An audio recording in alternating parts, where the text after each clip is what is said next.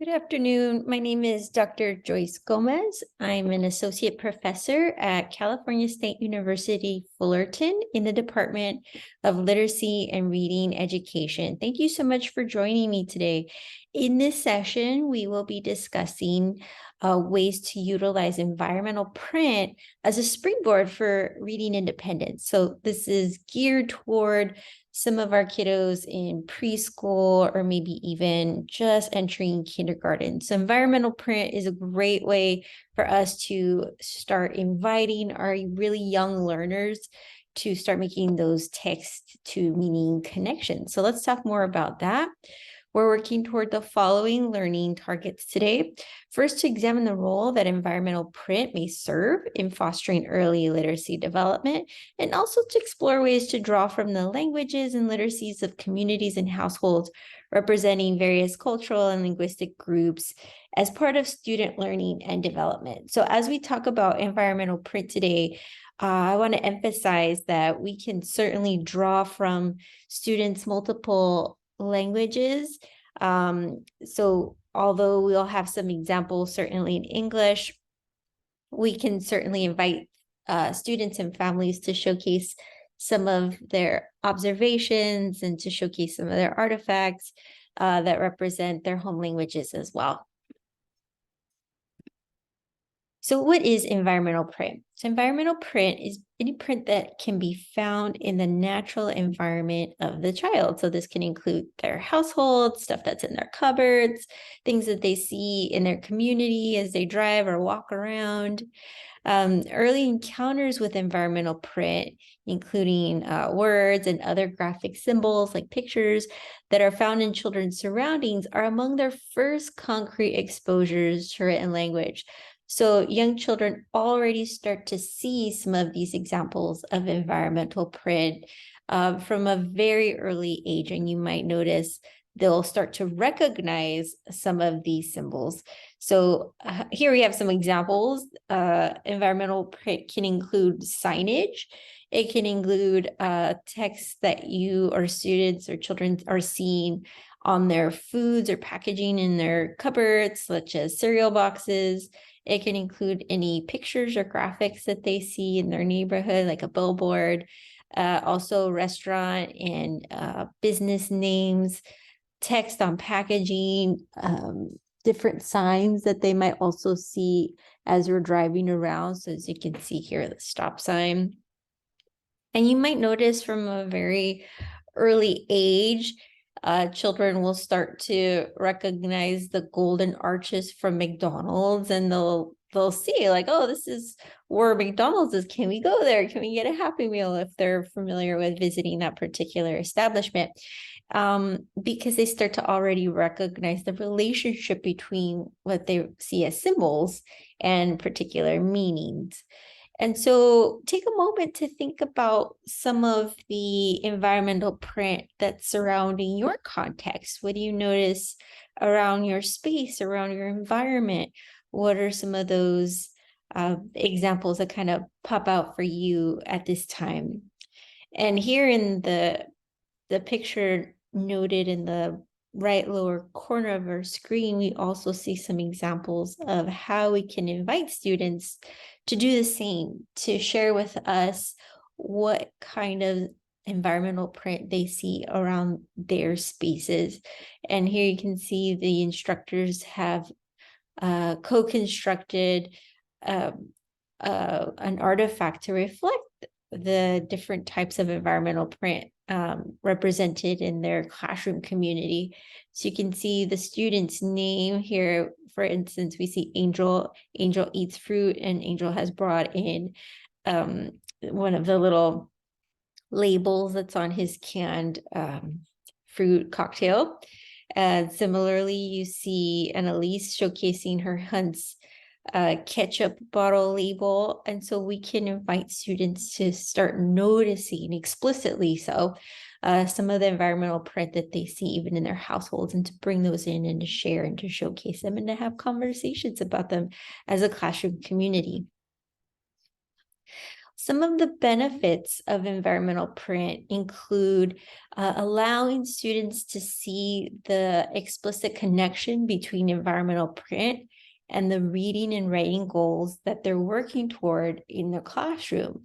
So as they start to notice certain letters that they might be learning in the classroom, whether that's lowercase letter or uppercase letter, or even certain phonics patterns. So for instance, students might notice the T in the word target, and as I mentioned earlier, they're likely also associating the word target with the symbol of a target, which they are most likely to recognize first when they're driving up to or walking up to their local community target. But then as students continue to advance in their knowledge of letter names and sounds, they might also start to recognize particular digraphs or other unique sound and letter combinations such as C and H. For students who are ready to make that connection, they'll learn that when we see a C and an H together, they make the unique sound ch, like in cheese, or chipper, or here we see Cheerios. So it's a great way to also kind of illustrate some of these noticings for students as you review some of this environmental print together. So you can invite students to bring words that they can already read and celebrate the fact that they can read these, as noted here in the chart. Students who recognize some of these examples of environmental print on site are still also effectively making that connection between the symbols that they're noticing and recognizing and the sounds or meaning behind those. So it's a great way to show students concretely that there are some rules that are associated with reading in a variety of languages, in this case English, but also in other languages as well. And part of that reading process is learning how to kind of deconstruct or break that code. So learning about the different letter names and sounds and combinations in relation to phonics helps students start to understand how they can decode words and how they can become even stronger and more independent readers. Some additional benefits of environmental print include creating a language or literacy rich environment. So classrooms that reflect and showcase some of these examples of environmental print are a great way to help students also make those connections. They can also be a reference for students. For instance, if you have a word wall posted with the letters of the alphabet arranged on a particular billboard or room in your or wall in your classroom space, students can start to post words that they're learning and starting to recognize. So we can begin a word wall with students' actual names, because those will often be some of those early words that students can recognize and read independently. But you can also add some of those additional examples of environmental print, such as Target or Cheerios. In addition, environmental print can serve as a bridge between background knowledge and new content or skills. So as students are drawing from some of these examples that they've brought into the classroom, they can start to see that they already know so much as young proficient readers. For instance, let's say you're introducing the letter Q. And when you bring in some Quaker oatmeal, you can highlight that a lot of the students already are familiar with this particular letter, its unique shape and its unique sound, and that they maybe visit with Quaker oatmeal most mornings before they start their school day. So giving them that space to share some of those stories and to share some of those connections is a great way to also develop that bridge between their households and their classroom space so that they can recognize that learning and literacy go beyond the four walls of our classroom. It's something that we use as a broader community, global community, to communicate and to exchange ideas. In addition, environmental print allows us to associate print with meaning so that they can interpret and share messages. So kind of expanding on what I noted earlier, allowing them to see that those messages can be shared in different contexts. So sometimes we see billboards that are meant to invite folks to try something new or to visit a new restaurant. Or they're showing directions or guidelines such as driving or street signs that tell us when it's safe to walk or safe to cross or how we should behave in a particular space, such as near railroad tracks. So having those conversations with students allows us to also share with them that text and graphics can play a different purpose depending on the context and depending on the goal.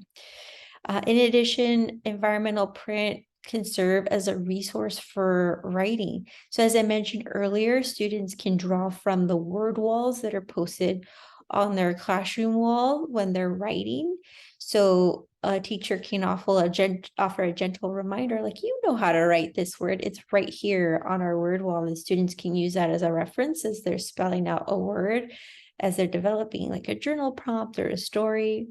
In addition, teachers can prepare environmental print cutouts. So for instance, if you gathered some samples or examples from like a magazine or a sheet of ads, the students can cut and paste those words too to help them construct their stories. So ultimately, one of the key benefits of environmental print is it fosters that confidence. Our students can celebrate all of the letters they already recognize, all of the words they already know, and that connection they're already starting to see between text and meaning, which is ultimately the goal of language and literacy, right? Whether it's in English or a myriad of other languages, it's ultimately meant to help us exchange ideas and to communicate.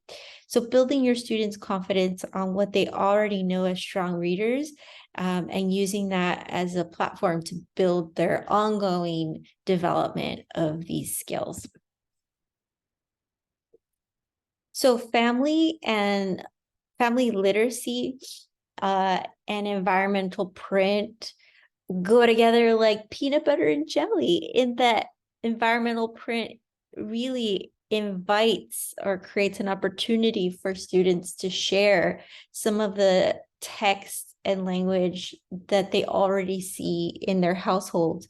So creating opportunities for families to have those explicit conversations together about the print that they're seeing around their household or communities are really great ways to build those connections and bridges across some of the content from your classroom and the language and dialogue and discussion that's happening in households with families. So let's continue to consider how environmental print can serve as an opportunity to continue to foster that family literacy in a really explicit way. So the same way that families might have conversations about packaging or shopping lists as they go to the grocery store or their local space to prepare groceries and kitchens for the next school week or work week, we can just make that more explicit. We can have conversations with families about the kinds of questions families can ask as they go shopping, or the kinds of writing or drawing families or parents can invite students or young children to do or engage in as we take the cart around the market or local shopping space.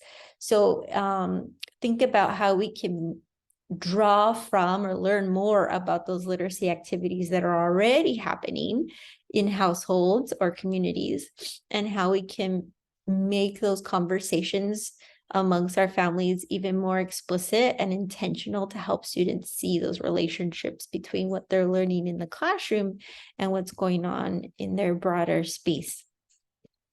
So here I have some examples of activities for home that we can have conversations about with our families. So we can share these ideas, but I also want to emphasize the importance of listening, like starting these conversations and then listening to parents as they share what they already do at home or on the weekend, and helping them, basically creating a space to co-construct plans to further refine those unique questions or those unique strategies that we can tweak a bit to make those connections even more explicit for students to help them continue to grow in their literacy knowledge.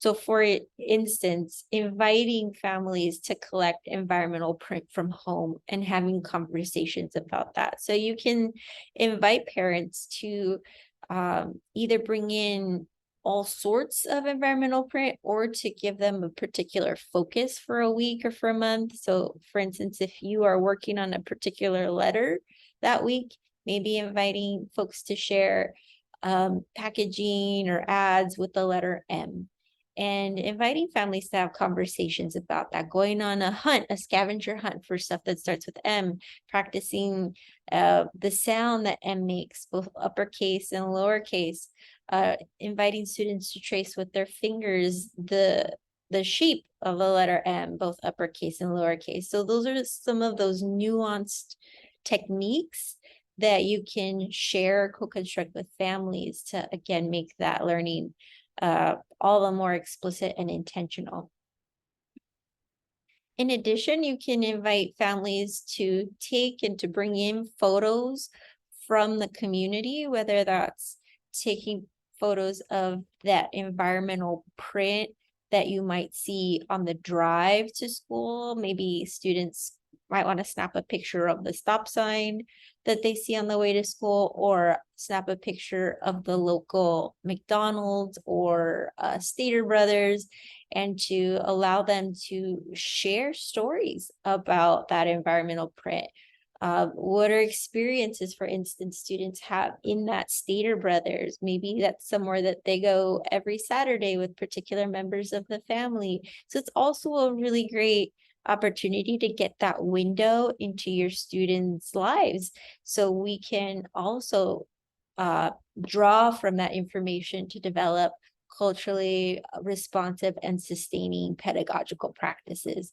It's these organic and intentional strategies that we are utilizing, or steps that we're taking to learn more about students, to make sure our instruction is geared as closely to them as possible.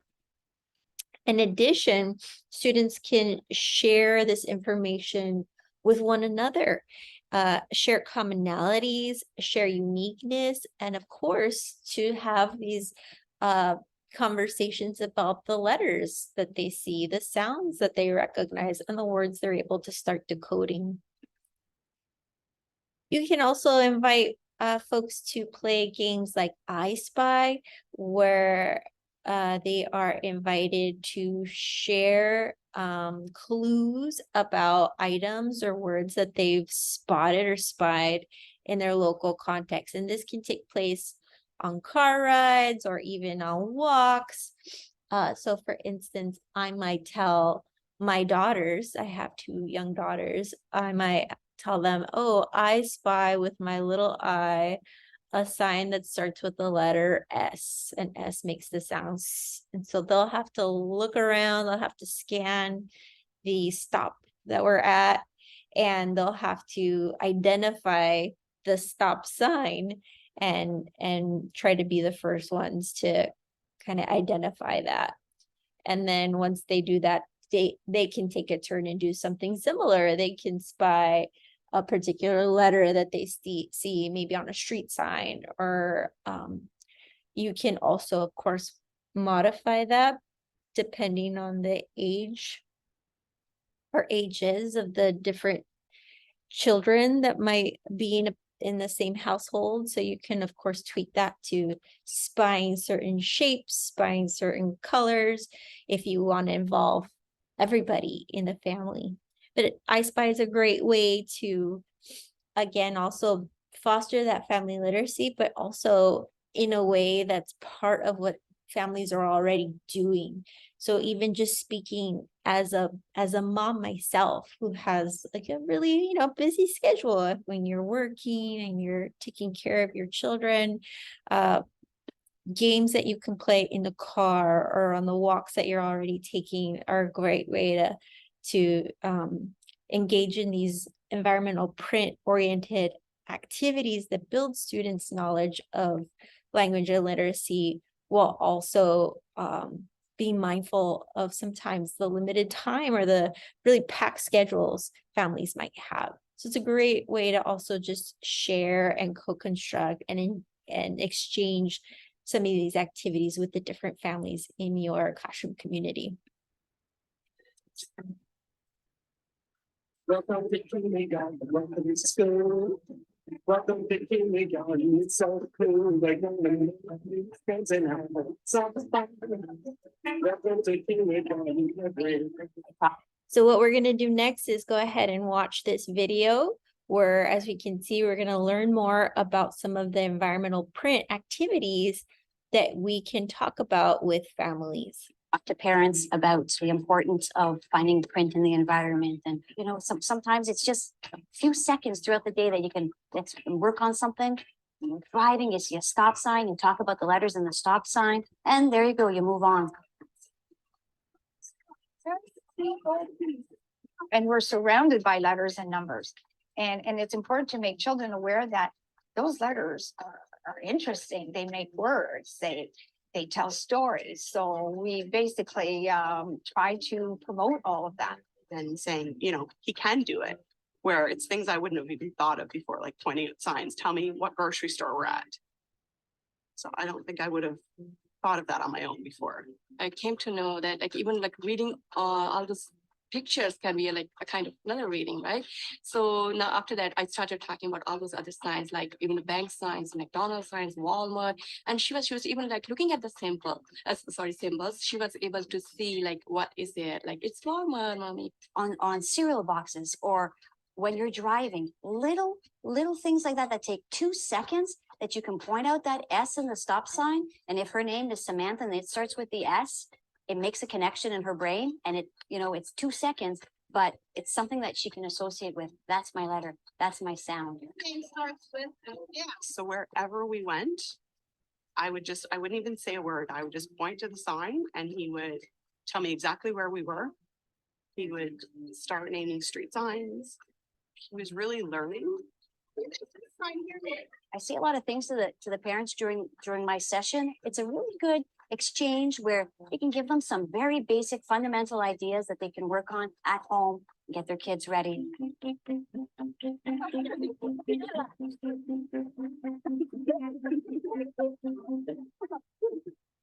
So as we can see, there's a variety of activities that we can share and exchange with families to continue to foster some of these the developments and knowledge building in relation to environmental print and decoding. We can also draw from literature to help foster some of these developments. So one example I have here is I Read Signs. So what we're going to do is go ahead and engage in this preview of the book, so that we can also talk about activities that we can connect to the literature that we are introducing to our students. Here's a fun story called I Read Signs. There are signs all around us, inside and outside. Take a look at this book. The title page tells us I Read Signs, and the pictures were taken by Tana Hoban. The first sign says, "Come in, we're open." Think about where you might see that sign. The next 2 signs say, "Walk" and "Don't walk." We see those when we're out on the streets in Lancaster. These signs help us know when it's safe to cross the street or when we need to wait. The sign on the left tells us the speed limit near a school. Cars have to slow down when they're close to a school. And the sign on the right tells us there's a playground nearby. On this page, the sign on the left tells us beware of dog. That means you don't want to put your fingers inside that fence. The sign on the right says do not enter, exit only. That's important when you're driving a car to go in the right direction. The sign on the left says no parking, fire lane. That means that lane needs to be open in case a fire truck needs to get through. And the sign on the right points to where a fire hose is located. So we're going to go ahead and stop the video here. But as you can see, books such as the I Read Signs text allows us to introduce to students some of these explicit discussions about unique forms of environmental print, in this case, signage around the community where students' families might be driving or parking or walking.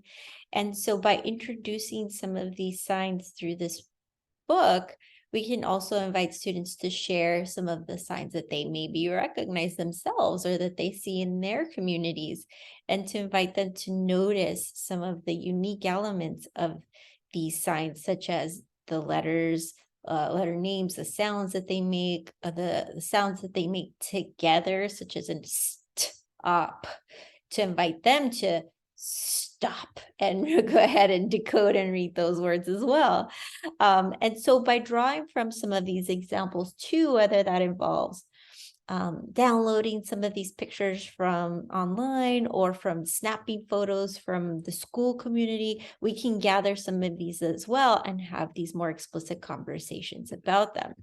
For instance, we can invite students to construct their own block. Again, this is a great way to invite students to share more about their experiences and their perspectives of their communities in the classroom. And again, this is a great way for us to draw from the conversations to inform our future plans around developing lessons that are culturally responsive and sustaining. So in this case, what you can do is invite students to get into small groups and invite them to recreate elements of their local communities.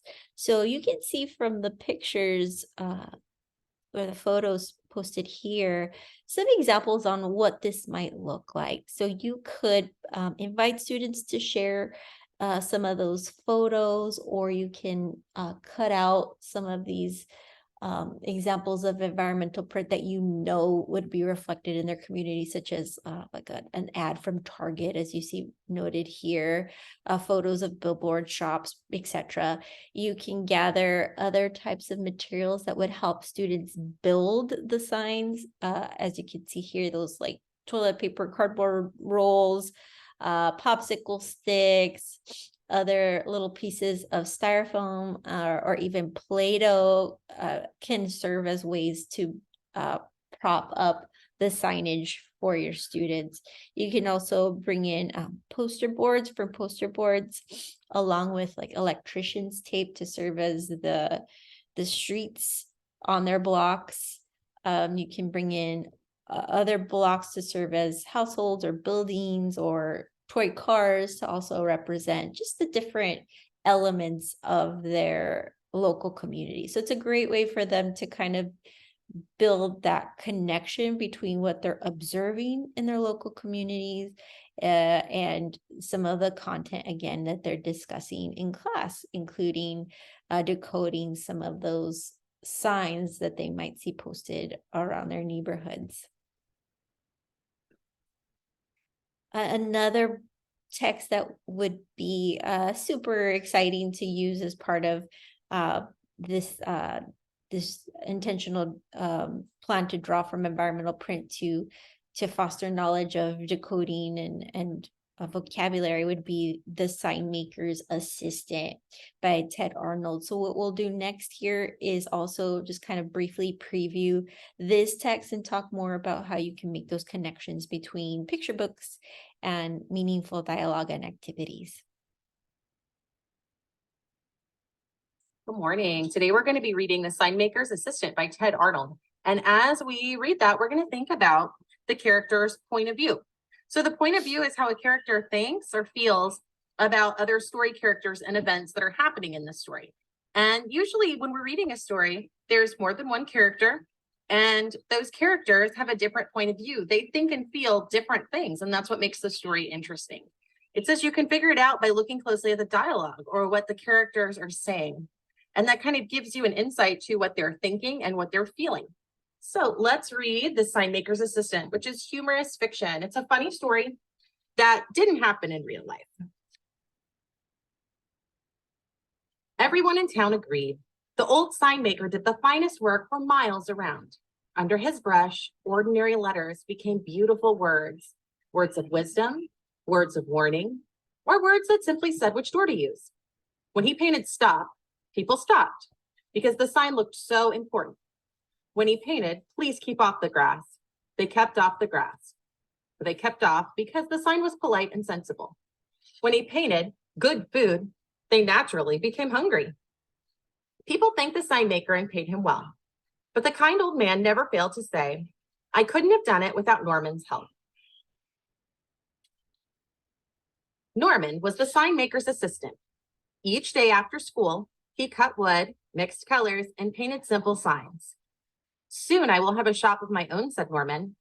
Perhaps, answered the sign maker, but not before you clean these brushes. One day, after his work was done, Norman stood at a window over the sign shop and watched people. They stopped at the stop sign.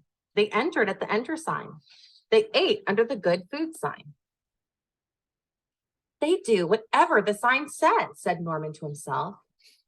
I wonder. He crept into the shop while the sign maker napped. With brush and board, he painted a sign of his own. Early the next morning, he put up the sign, then ran back to his window to watch. No school, muttered the principal. How could I forget such a thing? No one informed me, said the teacher. Hooray, cheered the children, and everyone went home. This is great, cried Norman. He looked around town for another idea. Oh, he said at last, there is something I've always wanted to do. The following day, Norman jumped from the top of the fountain in the park. As he swam, he thought to himself, I can do lots of things with signs. Ideas filled his head. So open for swimming. So we're going to go ahead and stop the story here. But as you can see, our character in the story has learned about the power of signs and the power of text and the power of messages. So it's a great illustration of that relationship between meaning and text. And so it allows students to also have conversations about the purpose that text and different forms of text, such as signage or advertisements or billboards, can serve in our broader social space. And as we talk about some of also the silly shenanigans that Norman finds himself in as he develops these different signs in the story, we can continue to have those conversations too about our noticings or observations of the signs, and including letters and words and of course, again, purpose. So, Good morning. as we think about connections to dialogue and activities, we can invite students to create their own billboards. Again, having those conversations about the purpose of text, students can use illustrations as well as graphics, like cutting out and pasting specific graphics, and text, of course, to create their own billboards and to have conversations about the intentionality behind those. So environmental print can certainly serve as a great platform for reading. In addition, it could serve as a great platform for writing. We can use environmental print to help students start to create their own sentences or stories. You can gather some examples and invite students to co-construct alphabet books, maybe inviting them to share examples that reflect A or B or so forth by cutting and pasting some of the examples on unique pages. They can also build recipe books based on recipes that they've maybe learned about from their homes and want to showcase or share in the classroom.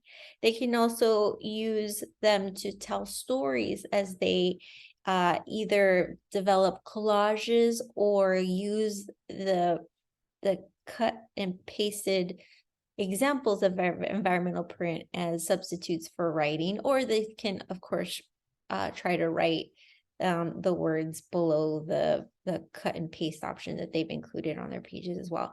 In addition, they can develop stories about their family history. So maybe even coupling some of these environmental print images with images of their family members, maybe photos they've also brought into the classroom. So it's a great way to build up that word wall or to build students' published work as celebrated authors.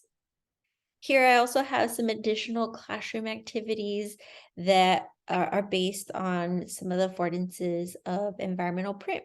These include sorting activities where you can invite students to help you sort samples of environmental print either by letter names or sounds or other patterns. You can also, as I shared earlier, develop I Can Read pocket charts that celebrate the words students know.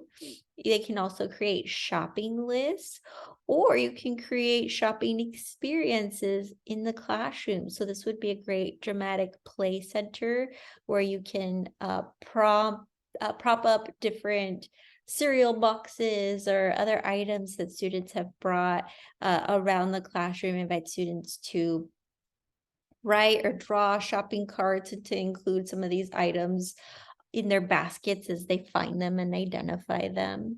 And as I mentioned earlier, class or individual books that can be published, word walls, and also games.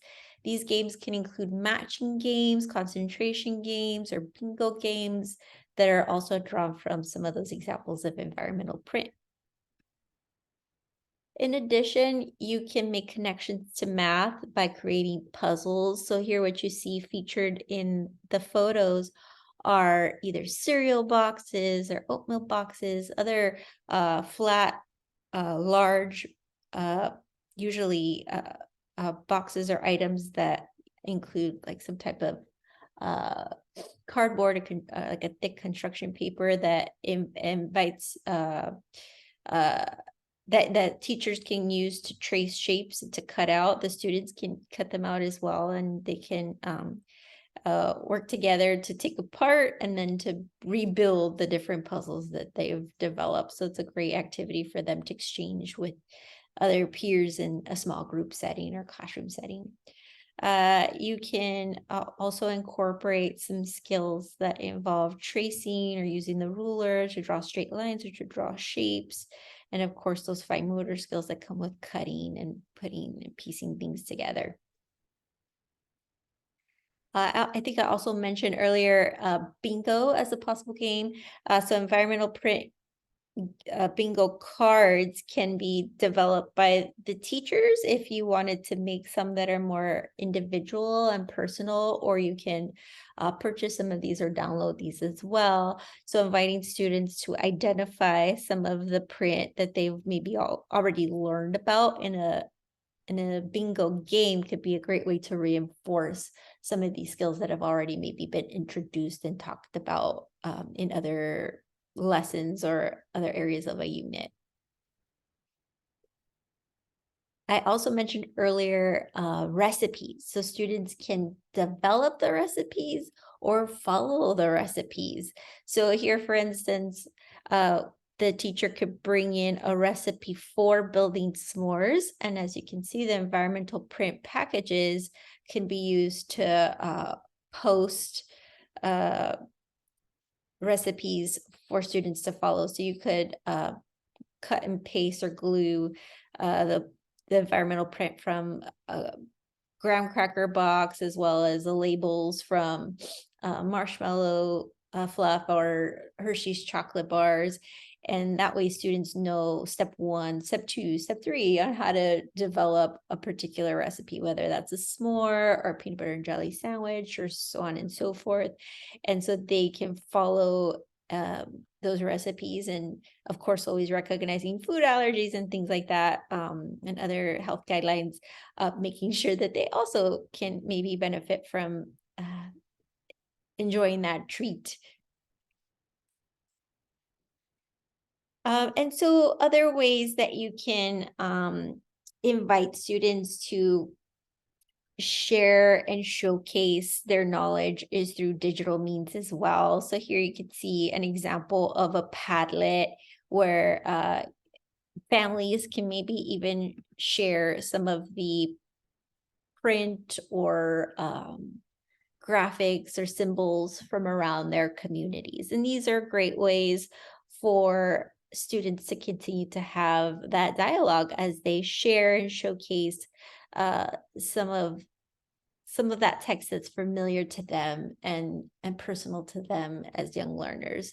So there are a variety of ways that you can draw from environmental print to start these conversations and to make these explicit connections. So I hope you continue to explore some of these possible activities and continue to co-construct fun, engaging plans for learning with families through family literacy activities that are purposefully and intentionally connected to the activities in your classroom, and continue to find ways to build students' confidence and excitement around further developing their language and literacy skills. I thank you so much for joining me today. I hope you enjoy the rest of your day or evening. Take care. Bye-bye.